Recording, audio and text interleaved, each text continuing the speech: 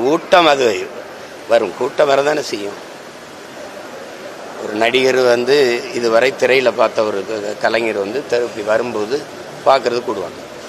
நாங்கள்லாம் சின்ன பிள்ளையா இருக்கும்போது எம்ஜிஆர் வராரு, சிவாஜி வராருன்னு கூட்டிகிட்டு போய் நிறுத்தினதெல்லாம் இருக்குது. இதே மாதிரி மணிக்கணக்காக நின்றதெல்லாம் இருக்குது.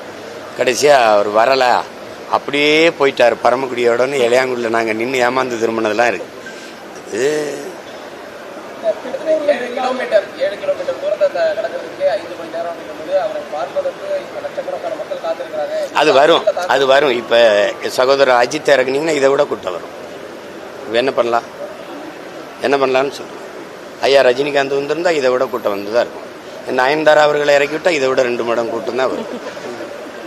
நீங்கள் அதை கூட்டத்தை பார்க்காது, முன்வைக்கிற கொள்கையை பாருங்க. உருப்படாது. இல்லைன்னா உங்களை மாதிரி ஆளுகள்லாம் சேர்ந்து தான் அந்த நாட்டை நாசமாக்கிட்டே இருக்கிறீங்க.